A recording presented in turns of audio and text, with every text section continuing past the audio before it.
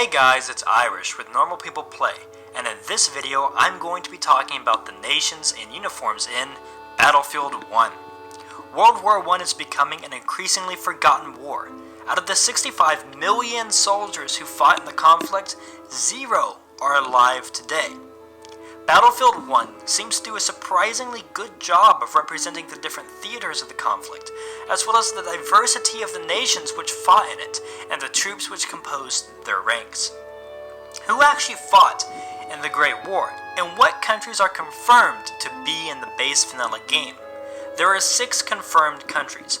On the Allied side, we have the British Empire, the United States, and Italy.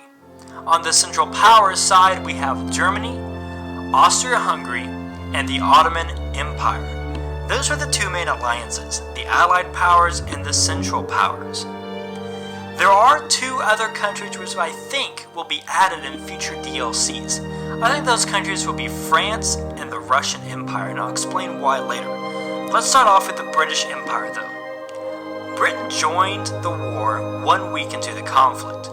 British soldiers are easily identified in the game, and they stand out with their Brodie helmets, which are those flat, circular helmets, which seems to be on most of the troop models that DICE has added for the British, at least in the alpha build. But something really cool is with the British forces we see 2 other countries represented already, the Australians and the Indians.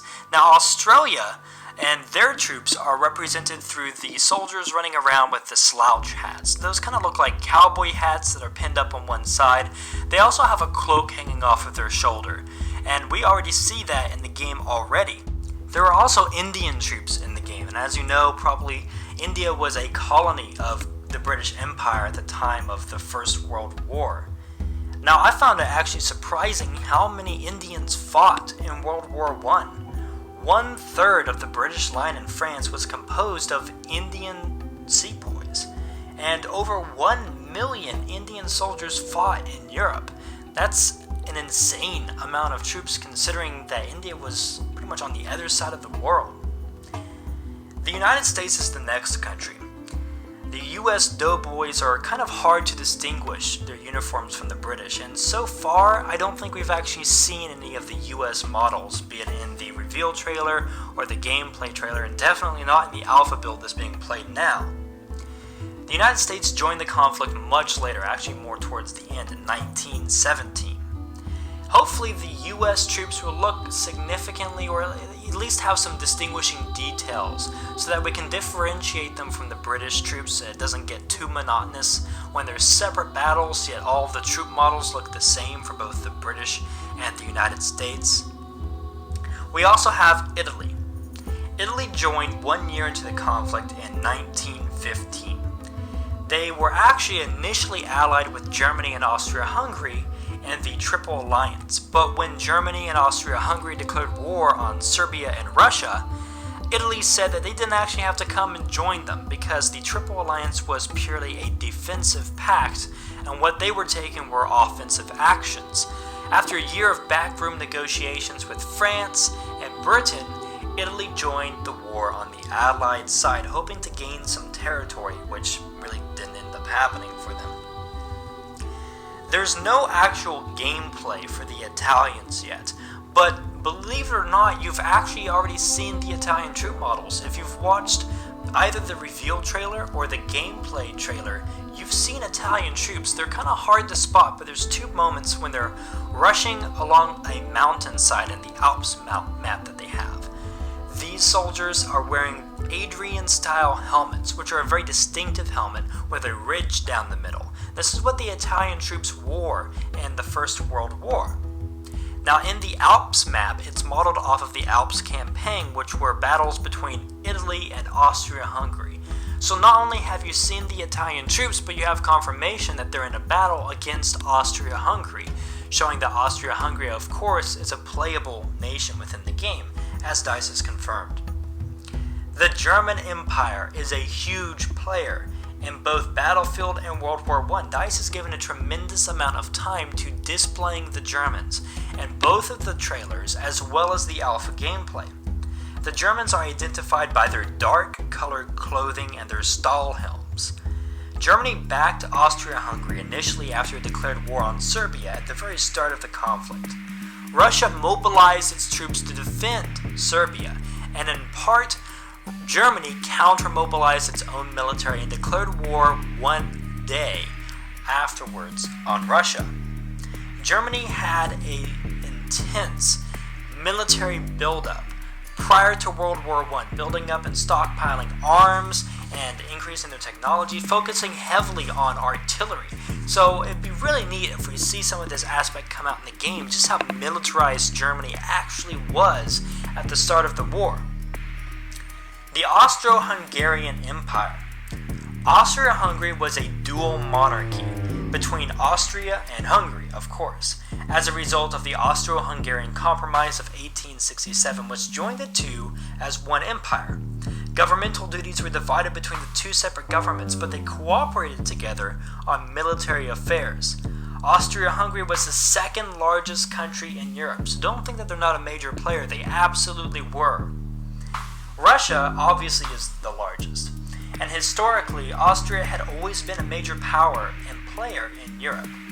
In World War I, however, Austria-Hungary severely lacked sufficient military technology and modern training to effectively combat both Serbia and Russia, who they lost consistently to.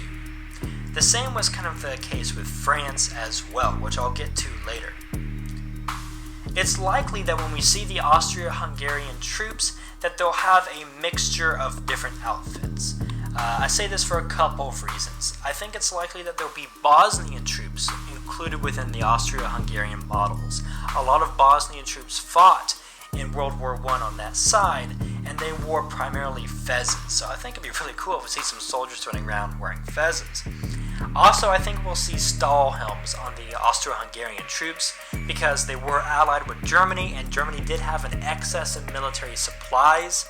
They did give supplies and equipment to Austria-Hungary, and also in the gameplay reveal trailer, we saw some Turkish troops with Stahlhelms, which shows that DICE is taking a little bit of liberty there in terms of the outfits and giving the Ottomans the German Stahlhelms, showing that Germany did supply them as an ally.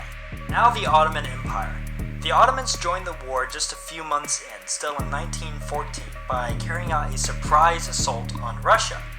They engaged in combat primarily with Russian and British troops, so if we see some battles with the Ottomans, it's going to be with one of those two factions. Of course, it's going to be with the British at the initial release of the game, but hopefully in some DLCs, if they add the Russians, then we'll see some Ottoman-Russian fights as well. The Ottoman troops will be identified, as we've already seen with the reveal trailer and the gameplay trailer. They'll be identified with white and khaki clothing. Their headwear will consist of multiple different things. We've already seen Stahlhelms, which are the German helmets, of course, and we've seen scarves wrapped on their heads. But we might also see some kabalaks, which were Turkish sun helmets. That would also be authentic to what they actually wore. Now, future countries which I think will be in DLC. France and Russia. Let's start with France. France, of course, isn't in the base game, but they did play a huge, important role from the very beginning of the war to the end. France was strategically unprepared to engage Germany. French generals approached the war from a Napoleonic viewpoint, which basically meant marching in line formations, wearing bright colors in their uniforms, and using their troops as cannon fodder, really.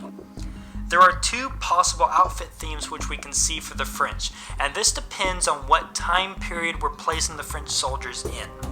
Now, of course, at the beginning of the war, they had this Napoleonic mindset and they wore bright colored uniforms. Those would be blue jackets with maybe red pants or a red hat. That would be the first outfit combination. The second, after they realized how dumb and stupid that was, they switched to a bluish-gray uniform and added the Adrian helmet. The French were the first to introduce helmets on a widespread nature in the war. Now, if France is added in a later DLC, I hope DICE takes the same modeling approach that they've taken with the British Empire, and that's the inclusion of colonial troops within the army.